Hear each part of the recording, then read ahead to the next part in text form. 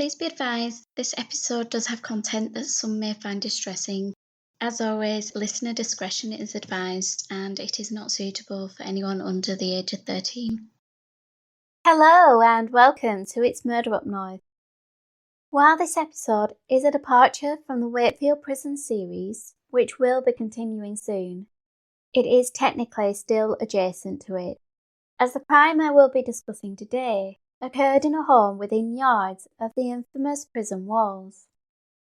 It is also a case which has been back in the news lately, as the victim's daughter continues to fight to keep the man who murdered her mother behind bars.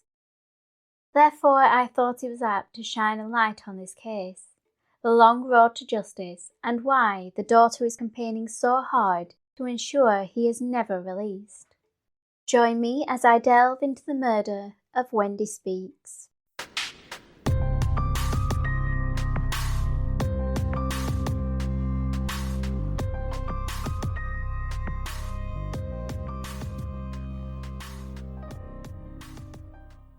As daylight began to creep into the room, Wendy opened the curtains. It was a grey and blustery scene beyond her window. Across the road was the imposing greyish-white structure of a printworks, which stood between her property and the yellow stone walls and red brick buildings of Wakefield Prison. It was a view she had become accustomed to over the years, along with the trundling trains traversing the railway bridge, which passed the opposite end of her row of terraced houses, with the carriages ferrying passengers to and from nearby Westgate Station. The bridge had been built before the road which passed in front of her house had become a two-lane thoroughfare. Therefore, cars often idled outside Wendy's as they waited to pass beneath its arches. Yet her property was raised up from the roadside by several steps, preventing the curious eyes of bored drivers from gazing in from the ground floor windows. The 51-year-old had moved into the house with her two young daughters, Tracy and Leah, following her divorce. But 11 years later, both her children had flown the nest, leaving her alone in a home that had been a sanctuary, which the trio had filled with many joyful memories. Although Wendy missed her girls, she didn't mind the quiet or the lack of mess, and she prided herself on keeping her home clean and organised. She also stuck to a regular routine, with her waking early on a weekday to prepare for her shift at work. And Tuesday, the 14th of March 1994, was no different. Having opened the curtains and made the bed, Wendy proceeded to style her short golden brown hair and apply makeup to her oval features, before putting on her perfectly ironed suit, creating a polished look that spoke of her professional demeanour. The 51-year-old paused briefly before the mirror to ensure she looked immaculate, before descending the steep staircase that led down into the kitchen. Stopping by a dresser at the foot of the stairs, Wendy adorned herself with select pieces of golden jewellery and retrieved her black high-heeled shoes from the cupboard where she kept them neatly stored away. Moving across the kitchen floor, she gracefully collected her bag from its designated chair and stepped into her cherished conservatory, a sanctuary at the back of her end-of-terraced property, where she often relaxed while listening to Rod Stewart. Yet she pushed thoughts of relaxation from her mind, as a glance at the clock revealed it was 8:30 and time to head to work. Locking the internal door between the kitchen and conservatory, Wendy swapped her comfortable slippers for her elegant black-heeled shoes, placing the former neatly by the threshold in readiness for her return home. After wrapping herself up in a warm jacket, she stepped through the rear conservatory door, which she locked behind her, and, using her coat as a shield from the wind, she made her way down the length of the property, flanked by the access road to the car park which belonged to the Cherry Cliff public house, which at that time of the morning sat in silence.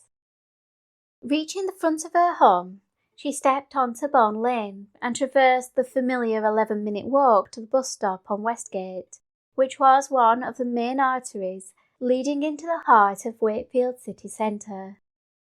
Arriving just in time, she boarded the bus and settled into a seat, briefly glancing out the window as the diesel engine spluttered to life and the vehicle headed away from the city. She then pulled out the TV Guide magazine from her bag. Flipping through its glossy pages, she utilised the 15-minute journey to plan what she was going to watch on TV that night. Reaching the Albatross Marketing Company in Ossett, where she worked as a receptionist, Wendy greeted her co-workers with her familiar, warm smile. Approaching her desk to find a comforting sight of a hot cup of tea waiting for her, courtesy of her friend and colleague Deborah. The day progressed in its usual manner, welcoming visitors, filing paperwork and taking phone calls, until an afternoon meeting during which Wendy informed her manager that she was planning to leave the company. Wendy explained that she intended to sell her beloved home and relocate to Essex, eager to be closer to her daughter Tracy, who had recently celebrated 6 months of marriage, and Wendy hoped to live nearby for her future grandchildren. Having broken the news, Wendy finished work and accompanied a co-worker to the bus stop, where the blustery spells of the morning had increased in intensity, making the pair glad of the shelter the bus provided. During the 15-minute journey, the friends conversed until the bus paused outside Wakefield Westgate train station, where Wendy's colleague departed. Bidding her a good night, the co-worker stepped from the bus, catching a sight of Wendy's smile as the vehicle pulled away. The following morning, the wind had given way to cold and rainy weather.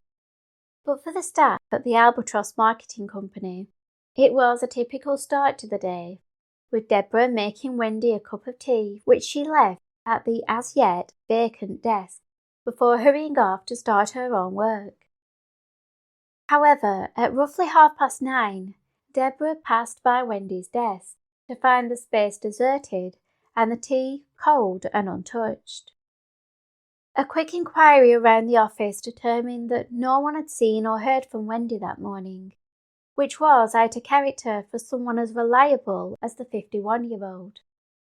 After attempting to call Wendy a couple of times without any answer, the manager decided to call Tracy, who not only stated that her mother wasn't ill, but also agreed that it was an unusual situation, one which prompted Tracy to try and contact her mother, but she too had no success, and while the concerned daughter made arrangements for a relative to call to the house on Bone Lane, Deborah, accompanied by her husband, also drove there.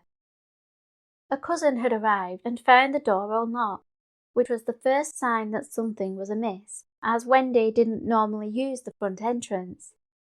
Wendy's work colleague had also arrived and wanted to check that the 51-year-old wasn't lying somewhere unable to cry for help. Therefore, they made their way up the steep and narrow staircase. Upon reaching the top, a quick glance to the right confirmed their worst fears, as they caught a glimpse of Wendy, slumped over the bed, her clothing badly bloodstained. Officers soon arrived at the scene, alongside Detective Inspector Bob Taylor, a man who had many years of experience, having worked on the Yorkshire Ripper case and was known for his empathetic and diligent nature. D.I. Taylor made his way into the home through the front door, which had been left unlocked. He observed a bloody smear on the inside of the door frame before heading on into the kitchen, where shoes had been scattered on the floor before a wooden dresser at the foot of the stairs. Carefully stepping past these, the seasoned officer began the ascent up the steep staircase, cautious not to make contact with the banister or the walls. Reaching the landing, he was directed to the room on the right, where his eyes settled on a motionless form, who he recalled was, quote, in a half-kneeling position over the bed, with her arms outstretched. The back of her pristine work uniform was now covered in blood, while her tights and underwear had been pulled down about her calves. Upon her feet, Wendy wore a pair of blue metallic mules. Inching into the room, D.I. Taylor noted the items on the bedspread beside the deceased. There was a piece of torn candle-wick material and a pair of black stockings. The latter had been twisted together as though they had been intended as bindings, and close to these was the torn packaging from which the tights had been produced. Also on the bed cover was a bloody impression, potentially formed from the knife, a weapon which was absent from the scene. Apart from the disorder caused by the assault, the rest of the room appeared organised and untouched, as did all remaining rooms in the house, suggesting that the murder had not been carried out as part of a burglary, and there had not been a struggle, possibly because Wendy had chosen or was forced to comply. As forensic teams busied themselves around the house, photographing the scene and gathering potential evidence, the phone rang persistently. Lifting the receiver, a female voice demanded to know who the man answering her mother's phone was. But as soon as Tracy heard the word detective, she passed the phone to her husband. Anxiously, Wendy's daughter watched as her partner's face grew pale and tearful, an expression which confirmed her worst fears. Tracy's beloved mother was deceased, but she would not learn more until she had undertaken the 4-hour drive to Wakefield. As Wendy's daughter and son-in-law began the long, agonising journey north, the body of the 51-year-old was taken from her home for the last time, transported to the nearby mortuary where an autopsy was carried out, the results of which determined that the mother of two had been subjected to a sexual assault.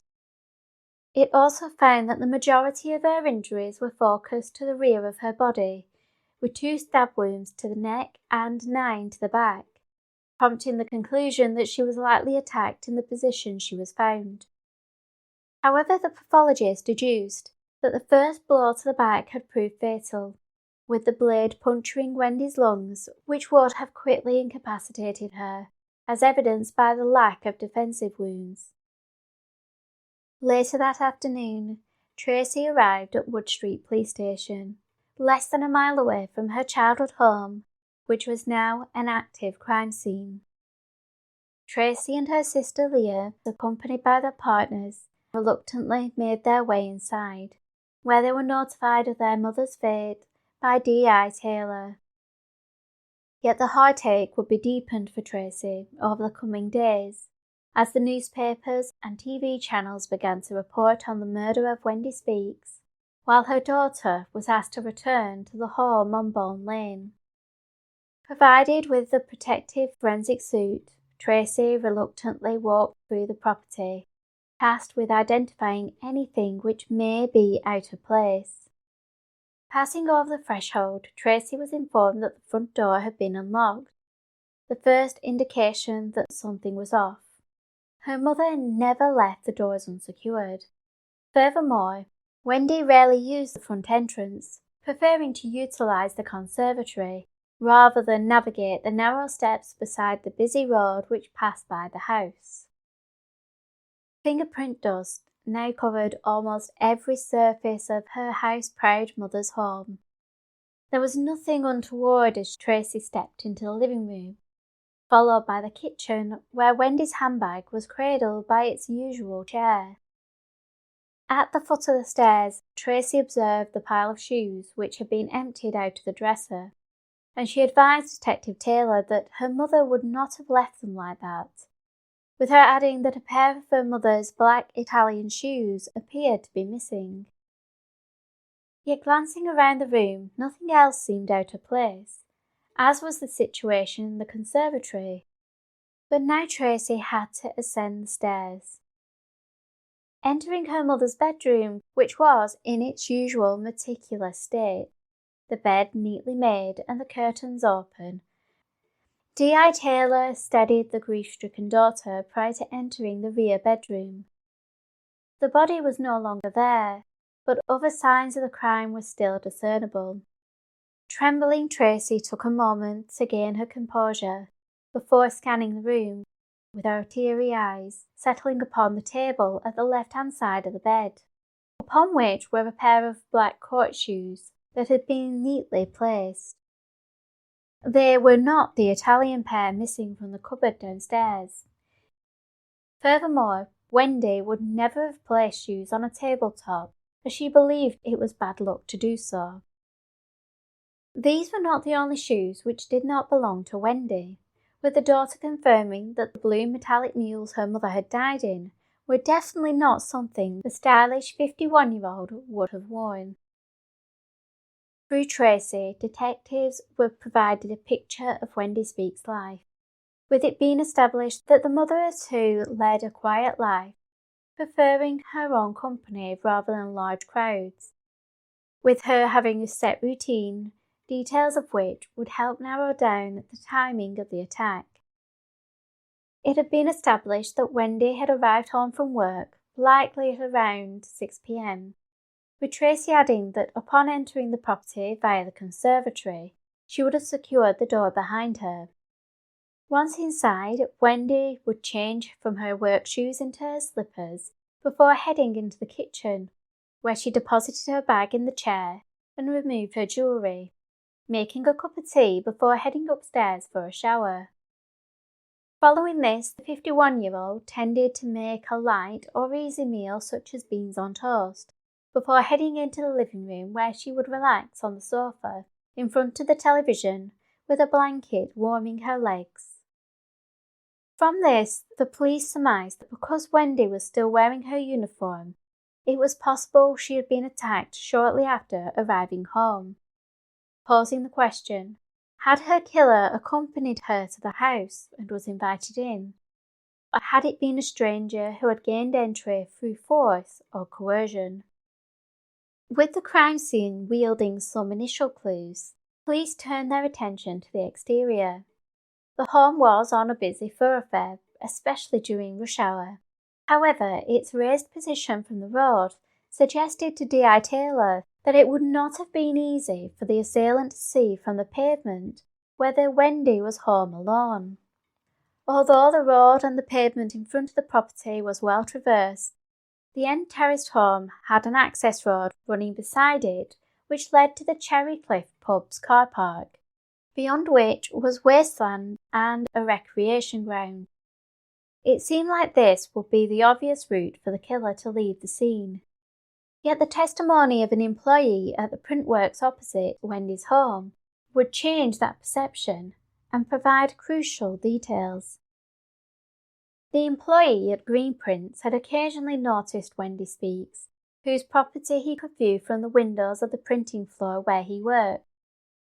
But of greater importance was what he observed the day prior to the 51-year-old's body being found. The witness reported to the police what he had seen between 20 to 6 and 20 to 7 that afternoon, an account he repeated during a Crime Watch UK appeal in May 1994, with the man recalling, quote, "I was looking out the window. The only reason why they caught my eye is because I've never seen anybody call at that house before. I'm pretty sure the woman lives there, but I've never seen the man before." Going on to describe the individual at Wendy's door as being in his mid-30s, approximately 5 foot 6 inches tall, with short brown hair but balding on top. He was fairly well built, wearing a grey jacket with hoops around the sleeves and a pair of blue jeans. The witness proceeded to express how Wendy stood at her front door with her arms folded and wearing a pair of slippers. She was conversing with the man, but apart from her seemingly defensive stance, seemed calm and unafraid. Although the Printworks employee added that when the man walked down the access road which ran alongside the end of the terrace property, the woman lingered on the doorstep, appearing curious about where the balding male had gone. Having had a short break by the window, the worker returned to his machine, but upon peering out a short time later, he saw the man leaving Wendy's house via the front door, with the individual walking up the road towards the railway bridge before breaking into a jog. The route the man took suggested to Bob Taylor that he was unfamiliar with the area, as he had opted to run up a road which can be busy around rush hour and force traffic to queue due to the road becoming a single carriageway under the bridge. This forced traffic to give way. This meant that anyone waiting to pass beneath the bridge would possibly be stationary long enough to observe the man running up the hill towards the city centre. This was a vital piece of testimony for the police, as they could now establish a time frame for when the murder had occurred, and it proved that the man had exited the home via the front door, not only leaving himself vulnerable to being seen, but he had lightly left the bloody smear on the door frame. Had the blood been Wendy's, or had the killer injured himself during the attack? Furthermore, what other clues had he left behind? Eager to catch a man who had brazenly murdered a woman in her own home in broad daylight, the decision was made to strip the property, removing wallpaper and the banister from the stairs. Having noted how steep the treads were, it may have been likely the killer had left fingerprints as he steadied himself against the rail or the wall. Bedding, carpets and clothing were also removed to be tested for blood, in the hopes that the assailant had left some of his own. Alongside this, the front door was removed and taken to the lab where every inch of it was searched for fingerprints. The team conducting this dissection of Wendy's home felt guilty as they took it apart, feeling that they were further desecrating a space the 51-year-old had once felt safe, only for her sanctuary to have been violated by one man's brutal act. However, Tracy considered it a necessary step, and would go on to express her gratitude for the lengths the investigators took in the hopes of finding her mother's killer. Through these concerted efforts, they were able to confirm that the blood on the doorframe was the assailant's. This, alongside semen recovered from Wendy's body, meant that they had the killer's DNA, and the front door handle had yielded a single partial print, located on the interior of the door. With a witness sighting and plenty of forensic evidence, it seemed the case could be solved with ease. Yet it would be another year before the National DNA database was established, and even then it only held the profiles of those convicted of crimes, a policy which would change in 2003 when anyone arrested or detained at a police station for a recordable offence would have their profiles placed on the system. Therefore, in 1994, the only option open to the investigation was to acquire voluntary samples, of which they would collect over 5,000 during the inquiry. They would encounter a similar issue with the partial fingerprint. This could not automatically be compared against those on a computerized database, which the police had utilized since the 1980s, as this system only worked with complete impressions. This meant that the print had to be compared manually, a slow and painstaking process, which was not likely to yield results in the swift manner the police desired, especially as they feared the killer may strike again. A very real concern when another witness came forwards. The 24-year-old female, whom police referred to solely as Woman A, contacted them on the 24th of March 1994, having been made aware of the case through the investigators' appeals by the press. The woman advised them of her experience, which had occurred 2 weeks earlier on the day of Wendy's murder, with her living on the Flanshaw estate, less than a mile from Bourne Lane. In her account, the 24-year-old told the police she was heading to work, and at around 9:30 that morning, while waiting for the bus, she, quote, noticed this man coming towards me. He passed by really close. I remember he was acting strange, looking about him a lot. By then the bus had arrived and I didn't see him again after that. Unperturbed by this encounter, the woman arrived at work, completed her shift, and opted to do some shopping in the riding centre, where she headed to Superdrug after which she had caught the bus back home. At around 5 p.m. she received a knock on the door and opened it to find a man on the doorstep. He asked for directions to Flanshaw Drive, a road which the police later found did not exist, and he had requested she write the directions down for him. He then asked if he could use her phone. When she suggested there was a phone at the nearby Flanshaw Hotel, he told her it was closed.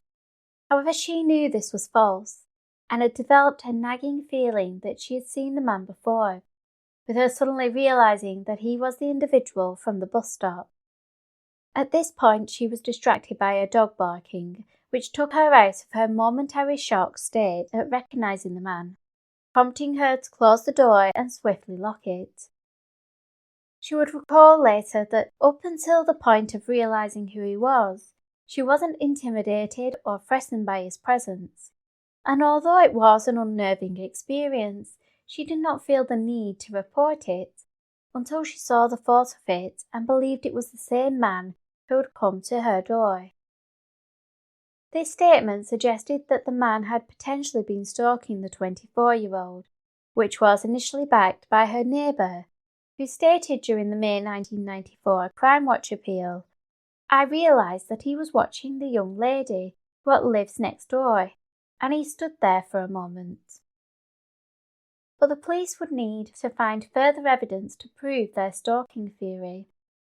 First connection was made by the black stockings found with their empty packet at the crime scene. These were found to be stocked in Superdrug, a store woman A had visited in the Riding shopping centre. If they could prove he was there at the same time, they had a tangible means of potentially connecting the two incidents, this time turning to more modern investigation tools. Although Wakefield City Centre did not fully utilise closed-circuit surveillance systems until 1997, the Riding shopping centre did, and it was through their footage police hoped they would make a breakthrough. However, like everything else surrounding the investigation, it proved to be a laborious undertaking, viewing hundreds of hours of footage. Meanwhile, another link was established between Woman A and Wendy Spees, with it being discovered that the former worked at the Cliff Tree pub, which stood adjacent to Wendy's house on Bond Lane. Had the perpetrator been a patron at the pub? Was it here that he had watched Woman A?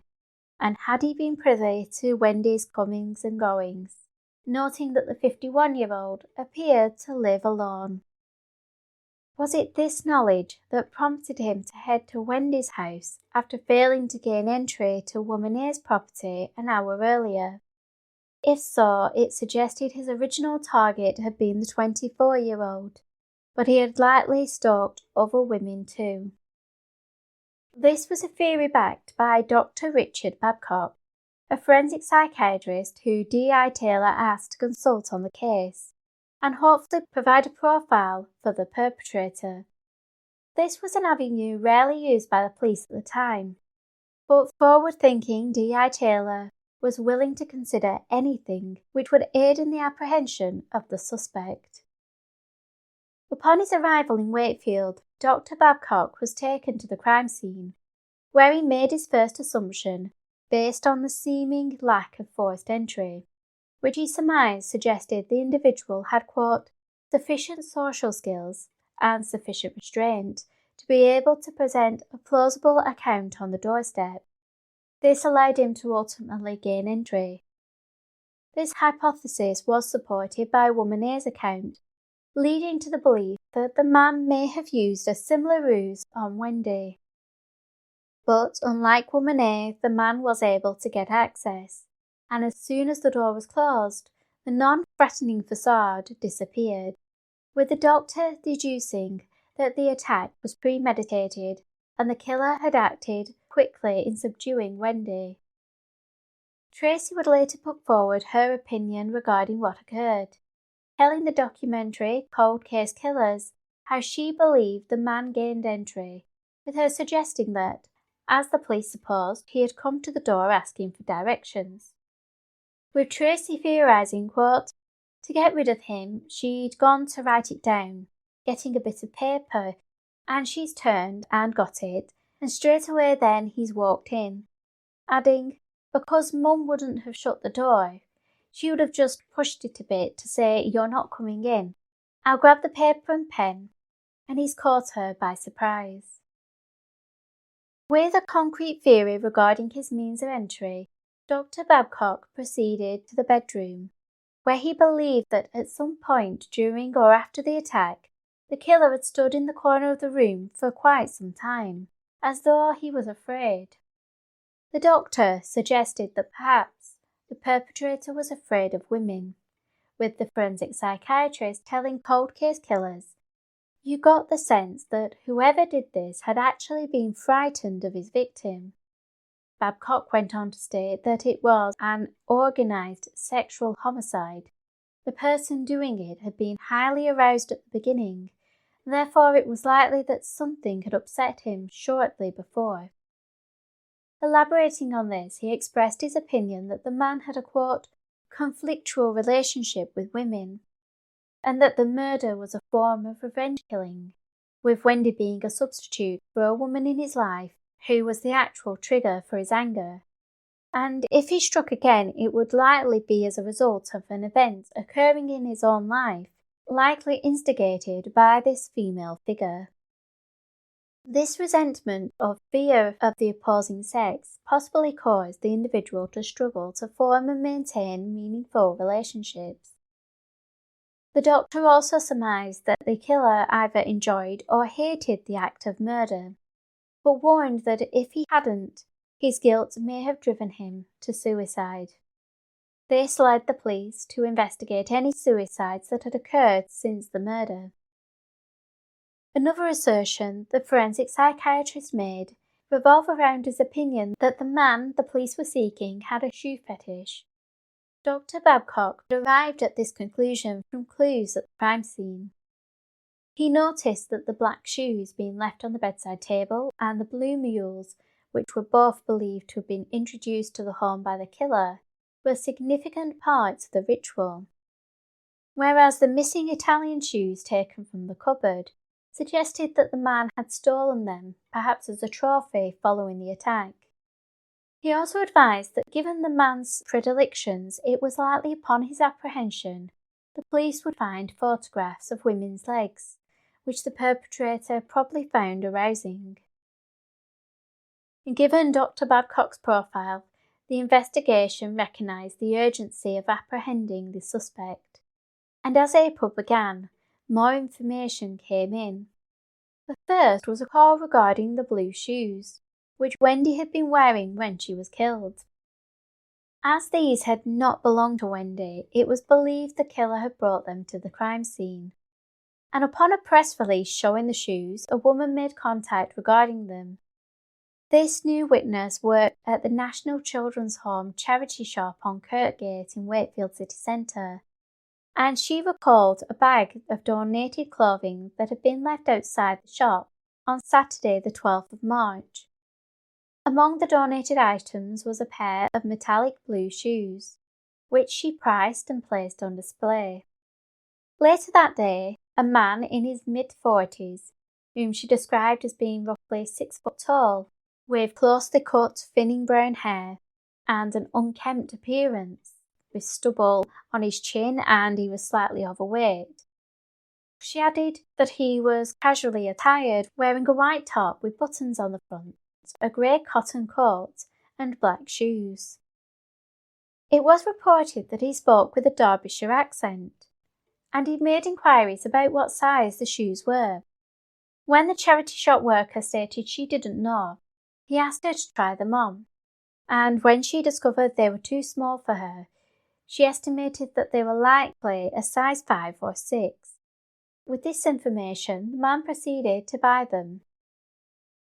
As this had occurred 3 days prior to Wendy's murder, the assumption was made that the murderer had been planning his attack, with another clue leading investigators back to woman A, whom they believed may have been the intended target.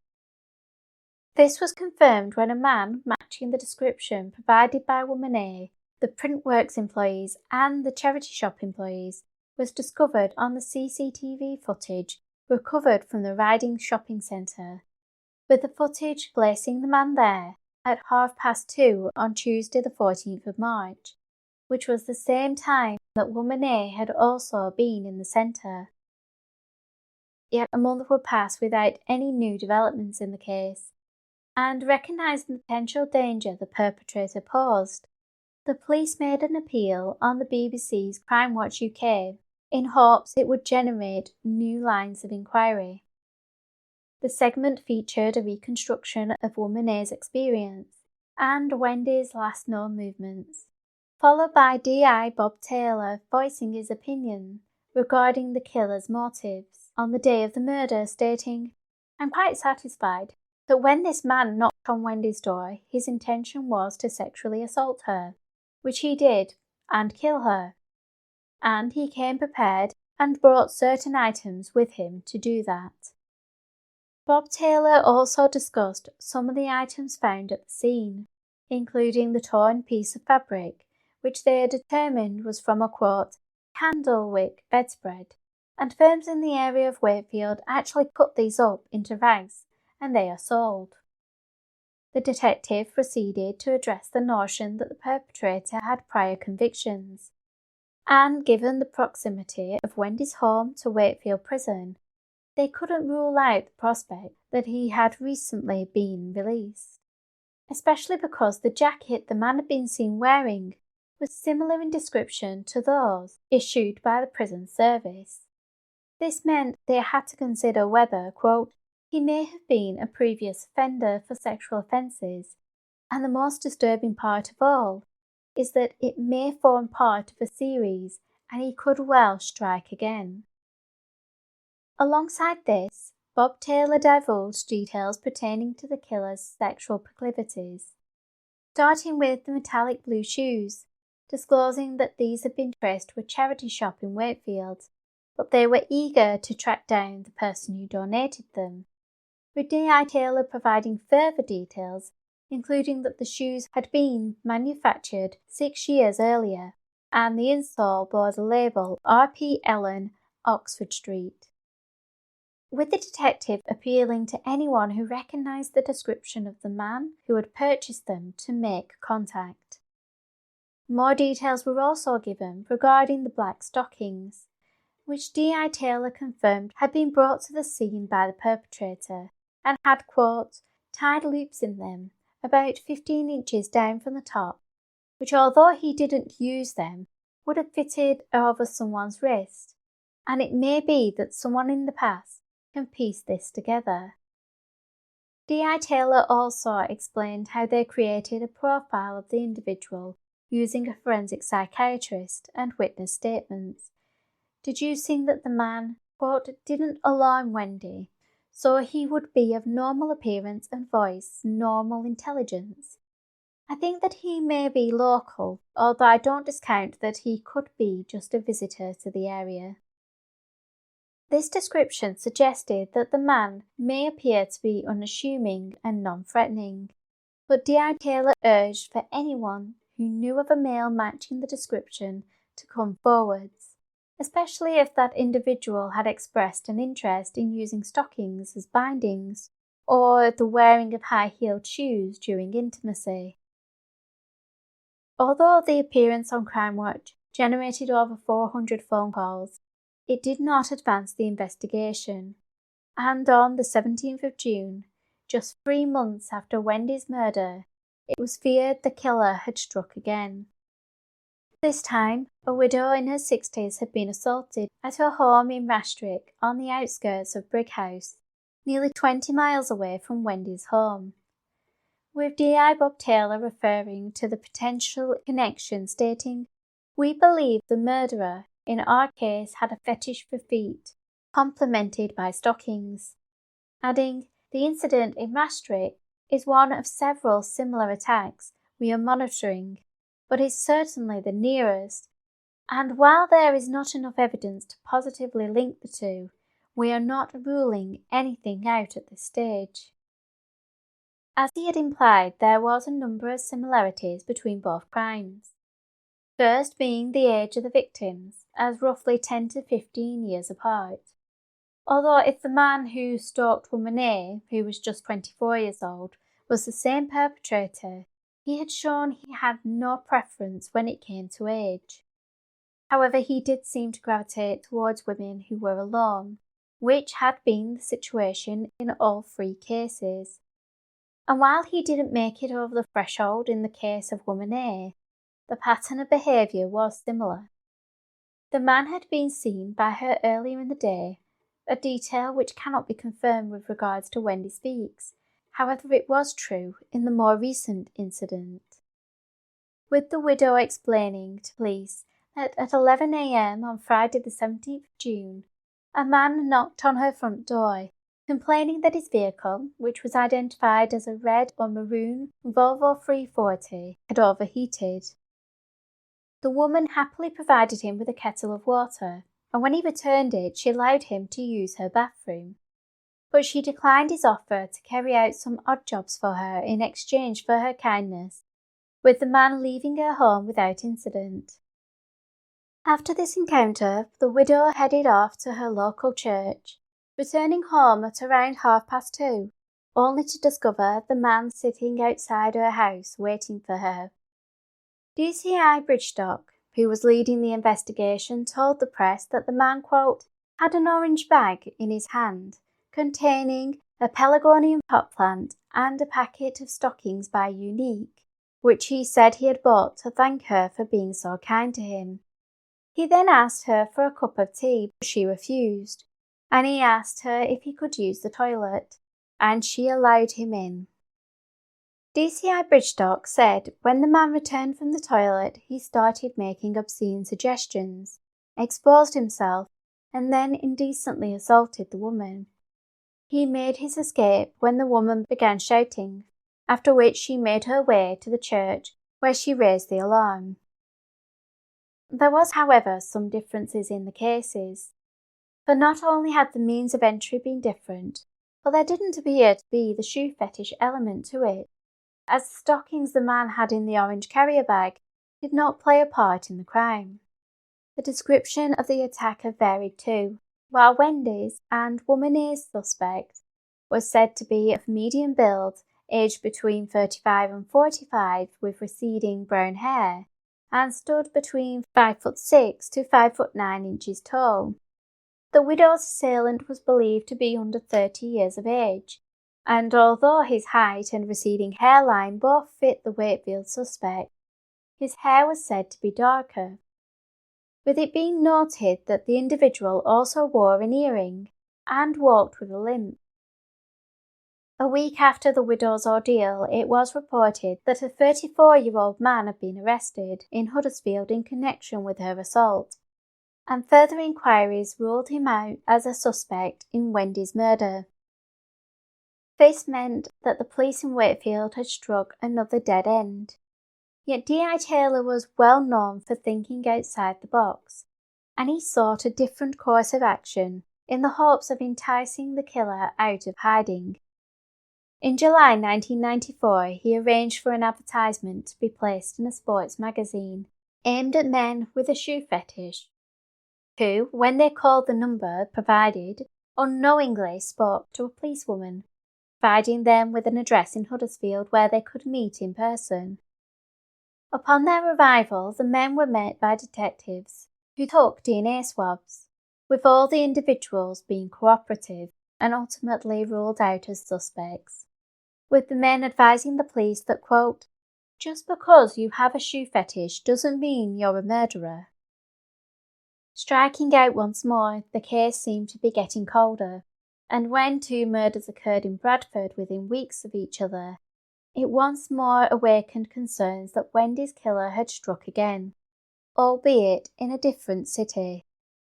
The Aberdeen Press and Journal reported that on Tuesday the 2nd of August, 86-year-old Amy Shepherd had been sexually assaulted, stabbed and strangled in the lounge of her Bradford maisonette.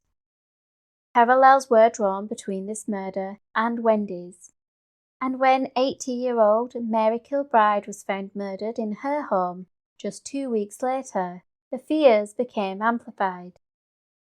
However, the latter incident did not bear the same signature found in Wendy's and Amy's murders, both of whom had been stabbed with a knife and sexually assaulted, with only Amy having been strangled. Mary had also been asphyxiated, with her attacker using a towel. She had not been violated, and her attacker seemed to have been more brutal and frenzied in his assault. He stamped on her head and body repeatedly, and utilised the handle of a vanity mirror to stab the 80-year-old. These discrepancies would lead police to dismiss any link between Mary's and Wendy's murders, although connections with Amy Shepherd's murder would remain uncertain.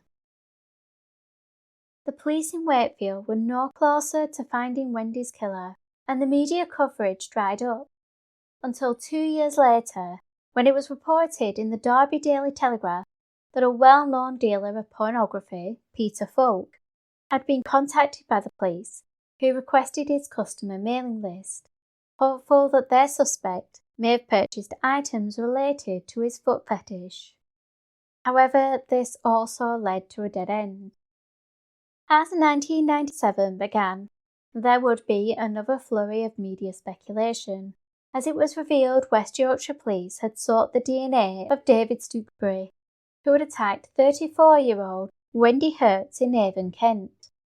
Wendy was married to her 37-year-old husband David, with whom she had 2 sons, Stephen 9 and Michael 6.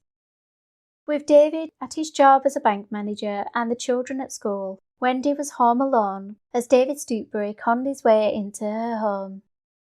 Once inside, he proceeded to remove his clothes and attack the 34-year-old with a toasting fork. Remarkably, she fought back against her 6-foot-tall assailant. Managing to get hold of the weapon, she struck him in the chest, piercing his heart. Her attacker died from his injuries, and Wendy would not face charges. Given the nature of the attack she had survived, police considered whether her case was connected to the Wakefield one.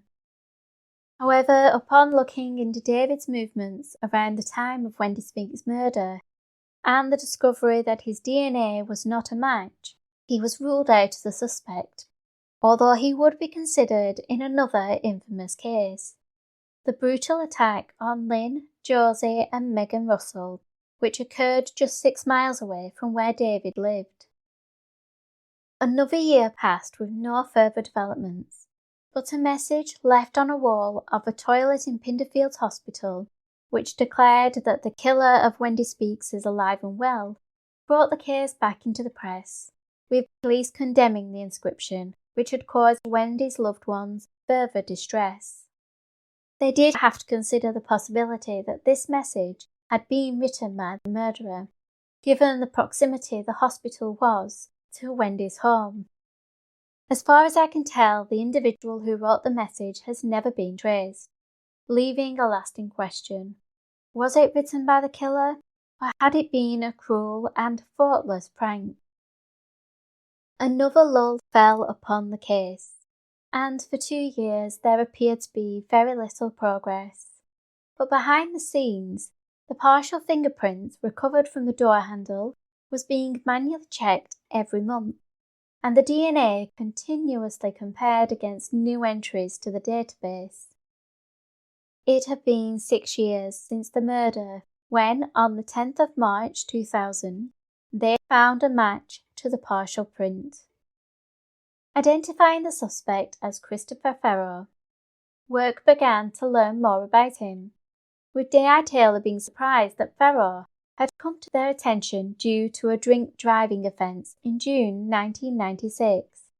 However, apart from a fine he received as a youth after stealing steak off a plate in a restaurant, it appeared these were the only criminal offences on his record. With regard to this arrest, it was reported that Farrow had been in a pub in Bradford bragging about drink driving. However, an individual overheard his boasting and observed him getting into a vehicle. The witness turned out to be an off-duty police officer, who reported the incident, resulting in Farrow's arrest. Because drink driving was a recordable offence, his prints were taken. A practice not standardised at the time and dependent on the police force. One detail of his apprehension that was deemed interesting in hindsight was the fact Farrow opted to stay in the custody suite over the weekend in order to appear in court on the Monday. This was notable as he did not need to be held in custody for drink driving offences and could have gone home, which prompted officers to believe later that he didn't want to go home as he didn't wish to disclose where he lived. His address would prove elusive to investigators in 2000 when they attempted to track Farrow down, but they discovered that his drink driving charge had led to him being disqualified, and he had not reapplied for his licence, nor had he renewed his passport.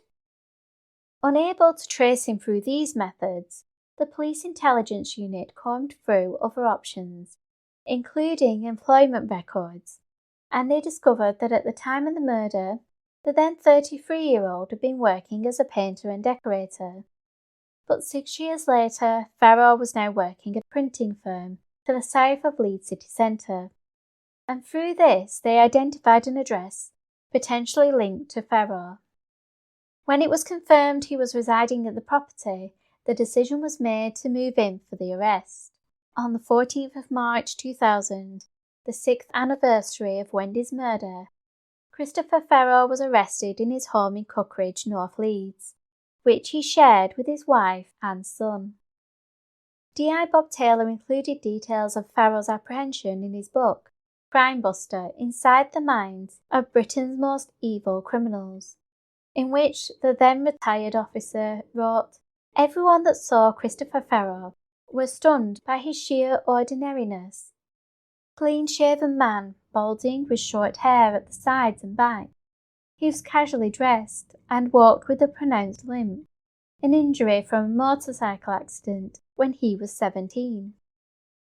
Brought into the police station for questioning, a sample of Farrow's blood was taken and hastily transported to the forensics lab in Wetherby, where they worked on comparing Farrow's sample with the blood recovered from the scene.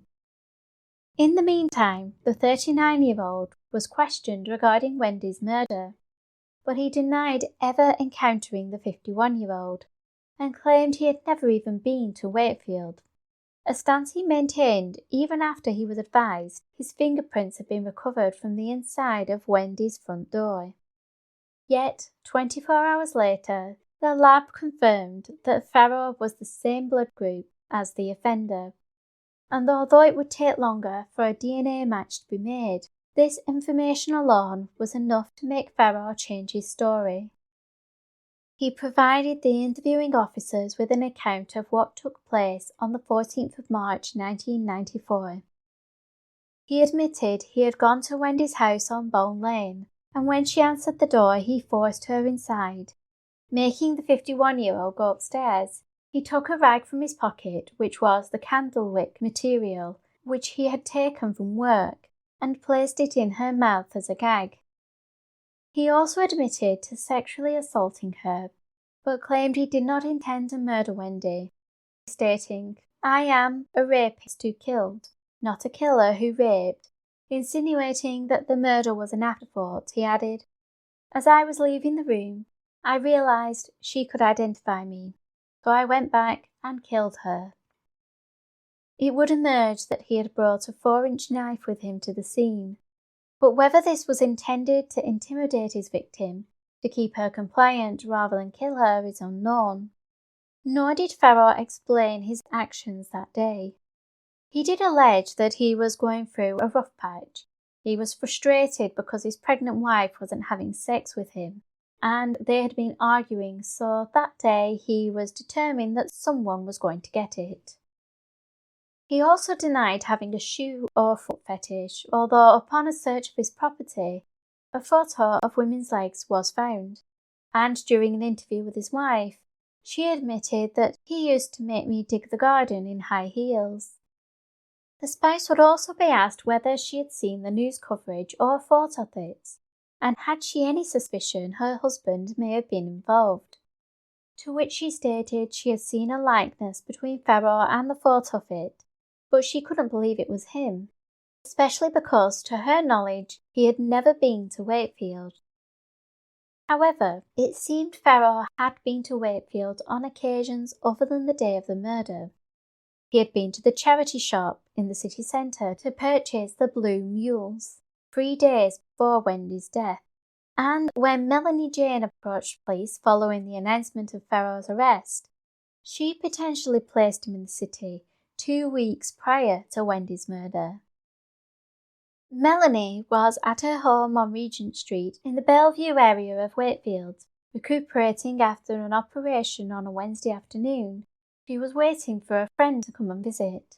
So when she received a knock at the door at roughly 2:45, Melanie believed it was her guest, and though tempted to call for the visitor to come in, she changed her mind and answered the door. It wasn't her friend, however, but a man asking for directions.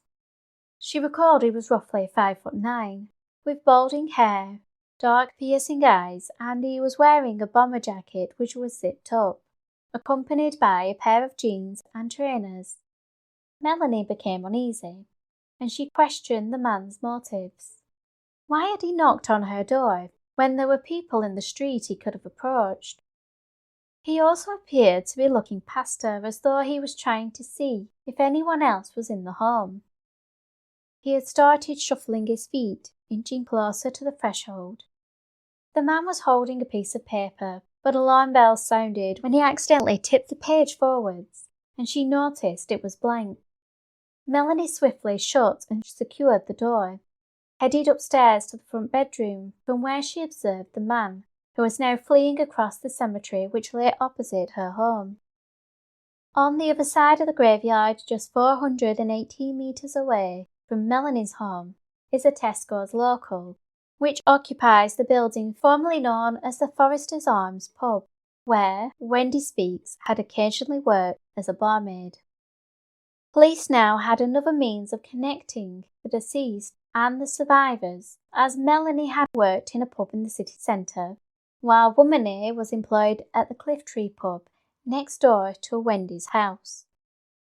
Was this the means by which Farrow had selected his targets? Noted as being a quiet, unassuming and seemingly non-threatening individual, he would have blended into the background of a busy pub, where he could sit and observe the women behind the bar, with them unaware that he was watching. Although Melanie's encounter shared similarities with Woman A, and there were possible links between the three, unlike the others, Melanie only had her word regarding what occurred that Wednesday afternoon, and without any evidence to tie Farrow to the incident, police were unable to press charges. This would be the same situation for 2 other women, who are adamant that they also had experiences involving Farrow. The first stemmed back to January 1994, and may have been what some deemed a practice run, which bore all the hallmarks of Farrow's modus operandi. Brenda Ackett worked at the clothing retailer Mark I in Huddersfield town centre, and upon finishing her shift on the 19th of January 1994, she boarded her usual bus home to Meltham, which was approximately 5 miles away. She hadn't been home long when a man arrived at her home asking to use the phone. She let him into the property but quickly became alarmed when she noticed that although he was talking, she could hear the dial tone. Scared, she grabbed a broom and ushered him out of the house. Screaming and shouting at him, she pushed him towards the door, which drew the attention of her neighbours, who arrived just in time to see the man fleeing the scene. Shaken by the incident, Brenda only realised later that she had seen the man before, as he had been a passenger on her bus ride home. It was reported to police at the time, with neighbours providing descriptions of the man. However, Brenda contacted the police again when she saw the photograph of the man wanted for Wendy's murder, adamant that her attacker had been the same individual, and the neighbour would positively identify Farrow upon his arrest. Because of this, charges of burglary were placed against him, but when Farrow denied all knowledge of the crime, and with nothing else to link him, the charges would not go to trial. A decision both Brenda and her husband David were greatly upset by. Brenda passed away in 2003, yet her husband continues to speak out on her behalf. And in June 2019, her husband David was interviewed by Examiner Live, to whom he expressed his belief that his spouse was followed home from work that day by Farrow due to his fixation with high heels, with the widower stating, "Brenda always wore high heels. She was a petite woman with a good figure and was followed home on the bus." He also postulated the idea that the incident involving Brenda had been, quote, a trial run to see if he could get into people's houses. "I think he was a serial predator." There are possibly two reasons why Farrow refused to accept responsibility for Brenda's incident. Firstly, the lack of evidence. But it may also be because admitting to the crime would show a pattern of behaviour when placed alongside his other known offences. Approximately a month after Wendy's murder, another woman would have a lucky escape, which again was reported to the police, but a lack of evidence once again prevented any further action. On this occasion, Michelle Brealey had advertised her car for sale and was contacted by a potential buyer whom she agreed to meet.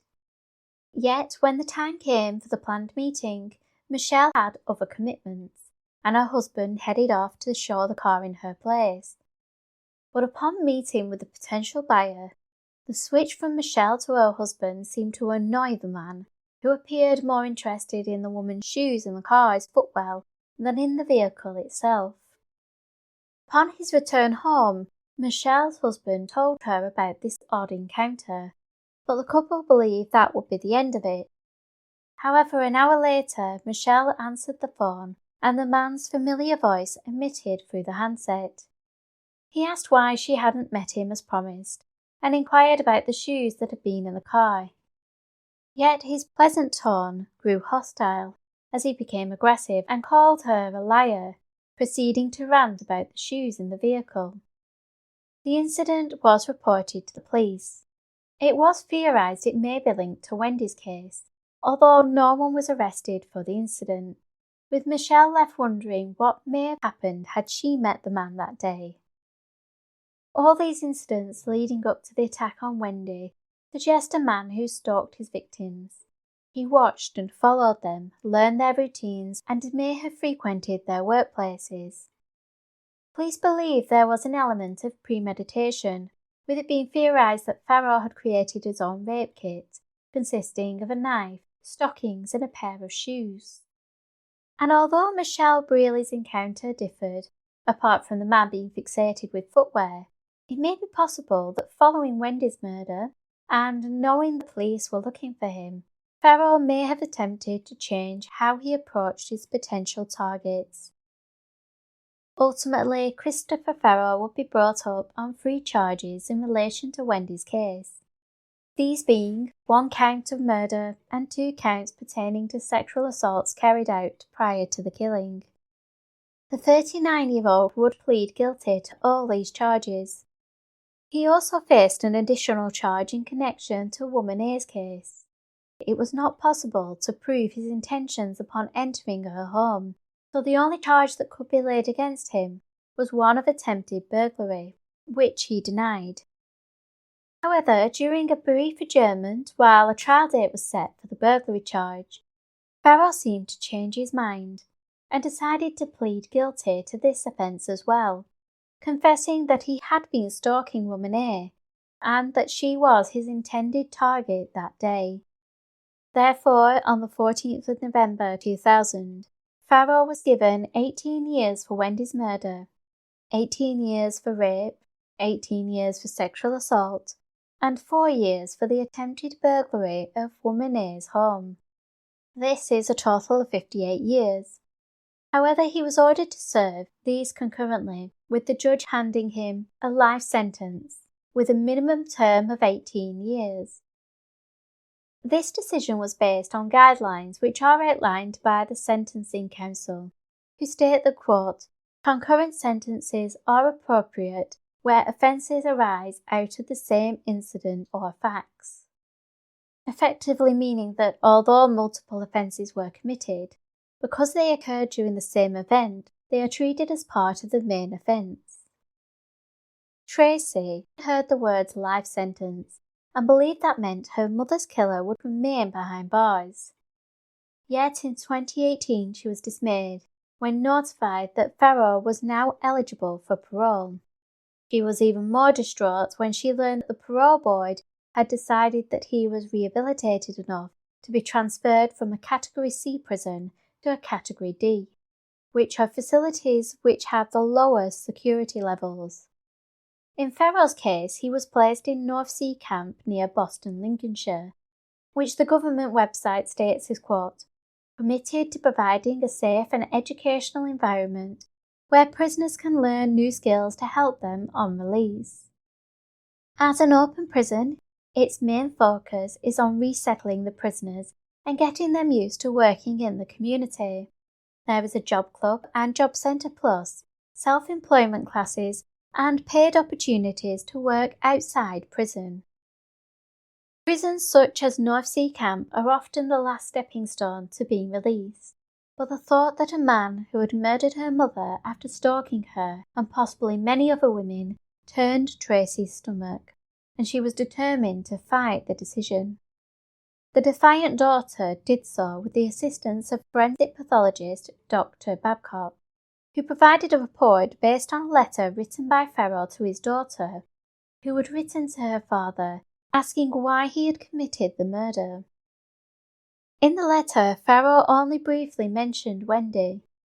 In Dr. Babcock's opinion, the inmate seemed to be caught up in his own victimhood and failed to acknowledge his past actions. The professor argued this was a sign Farrow was not ready for release, suggesting that someone who cannot address their prior wrongdoings cannot progress or change. Thanks to the professor's input and a reassessment of the board's decision, Farrow was moved back to a Category C prison. Tracy's battle is not over, as every 2 years there will be another parole hearing. Over the last few years, she has continued to speak out against him being released, earning the support of experts, members of Parliament, and those who have either been affected by Farrow's actions or are going through the same turmoil of having their wounds ripped open every 2 years, living in fear that a person who took their loved one from them may be freed from prison at any time. In November 2022, when Farrow faced his third parole hearing, Tracy told ITV News, "The danger with Farrow is, it's not just the person he's in a relationship with that is at risk. It's any woman, a stranger, someone he has no feelings for. So he sees them as an object and he takes out his anger on them. So any woman, whether she's in the street or in her own home, is in danger of Farrow if he's released again." His parole was once again denied, and documents gathered by the local Democracy Reporting Service outline the reason for this decision, with it being stated that Farrow still demonstrated, quote, risk factors which made it more likely that Mr. Farrow would reoffend. The report goes on by summing up the issues preventing his release, highlighting that at the time of his offending, these risk factors had included Mr. Farrow's sexual interests, his attitudes concerning women, and problems in his relationship. He had thought a lot about sex and had believed he could have sex as and when he wanted. Mr. Farrow had also experienced difficulties managing extremes of emotion, with the report concluding that at this stage no key report writer could support Mr. Farrow's release on parole licence.